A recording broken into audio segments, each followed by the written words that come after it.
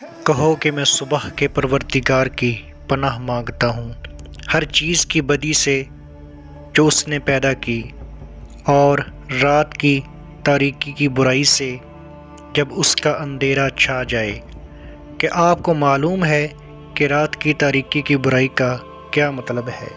اللہ عز و جل نے حضرت محمد صلی اللہ علیہ وآلہ وسلم کو رات کی تاریکی کی برائی سے خود کو محفوظ کرنے کا حکم کیوں دیا، اور رات کی یہ تاریکی اصل میں کیا ہے، اور کیوں یہ سورہ اللہ کی پسندیدہ سورت کہلاتی ہے؟ تاریکی کی ایسی برائی جس سے بچنے کے لیے اللہ نے حضرت محمد صلی اللہ علیہ وآلہ وسلم کو فلق یعنی صبح کے رب کی پناہ مانگنے کا حکم دیا۔ تو اس کا کیا مطلب ہوا؟ تاریکی کی یہ برائی اصل میں ہے کیا؟ جب آپ کو یہ معلوم ہوگا تو یقیناً آپ حیران رہ جاؤ گے۔ ناظرین کرام السلام علیکم، میں ہوں حافظ شہباز اور آپ دیکھ رہے ہیں نالج ارتھ۔ نئے آنے والے دوستوں سے گزارش ہے کہ چینل کو سبسکرائب کر لیں تاکہ ہماری نئے آنے والی ویڈیو آپ تک بروقت پہنچتی رہے۔ ناظرین کرام، کیونکہ اس صورت میں فرمایا گیا ہے کہ میں صبح کے روشنی کے رب کی پناہ مانگتا ہوں اس تاریکی کی برائی سے جب اندھیرا پھیل جائے، اور گروہوں میں پھونکنے والے شر سے اور حسد کرنے والوں کے شر سے جب وہ حسد کرے۔ کہا جاتا ہے کہ جب اللہ نے ہر چیز کی تخلیق کی تو برائی بھی اس کی پیدا کر دی ہے، لیکن یہ بات درست نہیں، کیونکہ ابلیس یعنی شیطان جس نے برائی کا آغاز کیا، شیطان ہی سے برائی کا آغاز ہوا تھا، اسے اللہ نے برا پیدا نہیں کیا تھا، جبکہ حقیقت یہ ہے ابلیس نے برائی کا راستہ اپنی مرضی سے چنا تھا، جس کی وجہ سے وہ گستاخ بنا اور کبر میں مبتلا ہوا۔ قرآن کریم کی آخری 2 سورتوں میں اللہ تعالیٰ نے اپنے آخری نبی حضرت محمد صلی اللہ علیہ وآلہ وسلم کو وسوسوں اور برائیوں سے اللہ کی پناہ مانگنے کا حکم دیا ہے۔ سورہ فلق میں صبح کے رب کی پناہ لینے کا حکم ہے، جبکہ سورۃ الناس میں لوگوں کے رب کی پناہ میں آنے کا حکم ہے۔ سورۃ الناس میں اللہ اپنی بڑائی بیان کرتا ہے، صرف ایک چیز سے اللہ کی پناہ میں آنے کا حکم ہے، اور وہ ہے شیطانی وسوسے، جبکہ سورۃ الفلق میں اللہ نے کئی برائیوں سے اللہ کی پناہ مانگنے کا حکم دیا ہے۔ ناظرین کرام، عربی میں فلق کا مطلب کسی چیز کو پاٹ کے نکالنا یا کوئی چیز پھاڑ کے نکل آئے۔ یہاں مراد رات کی تاریکی کو پاٹ کر صبح کا اجالا نکلنا ہے، جیسے ایک بیج درمیان میں سے پٹ جاتی ہے اور ان سے ایک پودا نکلتا ہے۔ کئی عربی لغت بشمول تاج العروس میں فلق کا مطلب یہ بھی ہے کہ جو پیدا کیا گیا ہو، کیونکہ ہر ایک چیز کسی اور چیز کو پاٹ کر پیدا ہوتی ہے، جیسے کوئی چشمہ پہاڑ کو پاٹ کر نکلتا ہے، بادلوں سے پانی پاٹ کر نکلتا ہے، پودے زمین کو پاٹ کر نکلتے ہیں۔ ناظرین کرام، سورہ فلق میں ہم اللہ سے درخواست کرتے ہیں کہ وہ تمام اندیکھی برائیوں سے ہمیں محفوظ رکھے۔ یہ صورت ہمیں نفسیاتی اور سماجی برائیوں سے بچانے میں مدد فراہم کرتی ہے، جیسے رات کا اندھیرا جس وقت ڈر کا عنصر زیادہ ہوتا ہے اور ایک انسان پر شیطانی عوامل اور وسوسوں کے حملوں کی شدت زیادہ ہوتی ہے، اور اس وقت جب کوئی آپ سے حسد کرے اور اس حسد میں وہ انسان آپ کو جانی یا مالی نقصان پہنچانے کی غرض سے ہو، یا پھر جادو وغیرہ جس کے ذریعے آپ کو کوئی شدید ذہنی یا جسمانی تکلیف میں مبتلا کرنے کا ارادہ رکھتا ہو، تب یہ صورت ان تمام باتوں سے ایک انسان کو محفوظ رکھتی ہے، لیکن شرط یہ ہے کہ آپ کا عقیدہ مضبوط ہو۔ ناظرین کرام، جادو ایک اٹل حقیقت ہے، اور نبی اکرم صلی اللہ علیہ وآلہ وسلم پر بھی جادو ہوا تھا۔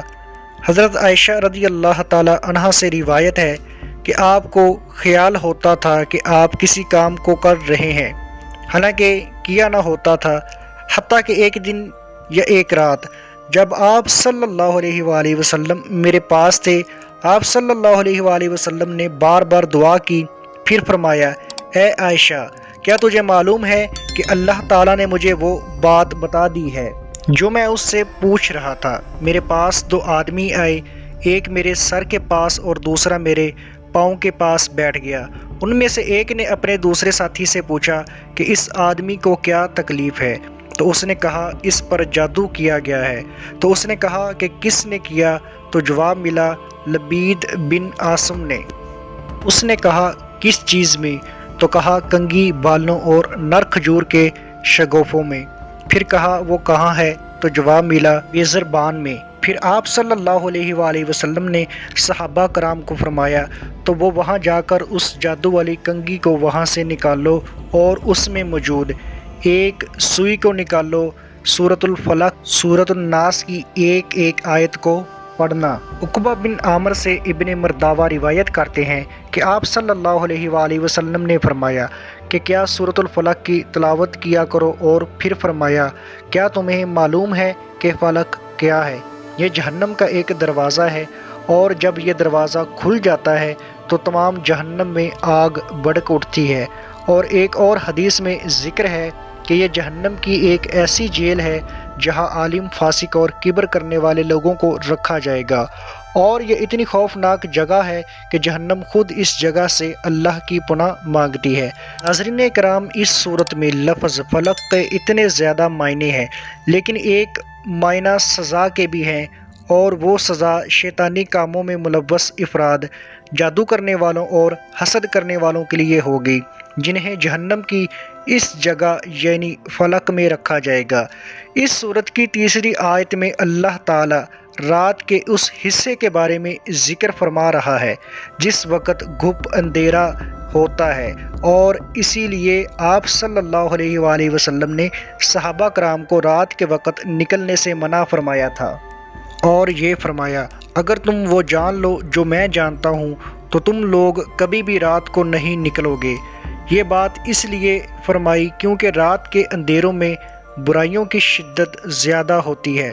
ہمارے معاشروں میں آج کل وہ تمام برائیاں رات کو ہو رہی ہیں جن میں شیطانی کاموں کا عنصر مکمل طور پر موجود ہوتا ہے، جیسا کہ رات کے وقت نائٹس کلب کھلتی ہیں، شراب اور نشہ آور ادویات کی بہتات ہوتی ہے، جن میں مبتلا افراد بڑے سے بڑے گناہ میں بھی لذت محسوس کرتا ہے، اور یہی وہ رات کی تاریکی کی برائی ہے جو برائی شیطان اپنی پوری قوت سے ایک انسان پر حاوی ہونے کی کوشش کرتا ہے۔ اسی لیے ہم اللہ سے رات کی تاریکی سے پناہ مانگنے کی درخواست کرتے ہیں۔ ناظرین اکرام، سیدہ عائشہ رضی اللہ تعالی عنہا فرماتی ہے کہ ایک دفعہ آپ صلی اللہ علیہ وآلہ وسلم نے میرا ہاتھ تھاما اور چاند کی طرف اشارہ کرتے ہوئے فرمایا کہ اللہ کی پناہ مانگو غاسق کے شر سے جب تاریکی پھیل جائے۔ ناظرین اکرام، آج کی جدید سائنس یہ بات تسلیم کرتی ہے کہ ایک انسانی جسم پر چاند کی میگنیٹک طاقتوں کا گہرا اثر ہوتا ہے، اور اسی اثر سے لوگ زیادہ پرتشدد ہو جاتے ہیں۔ اسی لیے کئی افسانوی داستانوں میں ایک انسان کا مکمل چاند ہونے پر ایک بیڑیے میں تبدیل ہونے کی کہانیاں درج ہے، کیونکہ رات کے وقت ایک انسان پرتشدد بن جاتا ہے۔ اسی لیے رات کے وقت باہر نکلنے سے پرہیز کرنا چاہیے۔ اگر کسی ضروری کام کی وجہ سے باہر نکلنا پڑے تو یہ 2 سورتوں کی تلاوت کرنا مت بھولیے گا، اور ساتھ میں ایک دفعہ درود شریف پڑھ لیجئے، تو رات کی تاریکی کی برائیاں آپ کو کوئی نقصان نہیں پہنچائے گی۔ دعا ہے اللہ پاک ہمیں رات کی برائیوں سے اور حاسدوں کے حسد سے محفوظ فرمائے، اور ہمیں عمل صالح کرنے کی توفیق عطا فرمائے۔ آمین ثم آمین۔ کیسی لگی میری آج کی ویڈیو کمنٹ کر کے ضرور بتانا۔ ملتے ہیں اپنی اگلی ویڈیو میں، تب تک کے لیے اللہ حافظ۔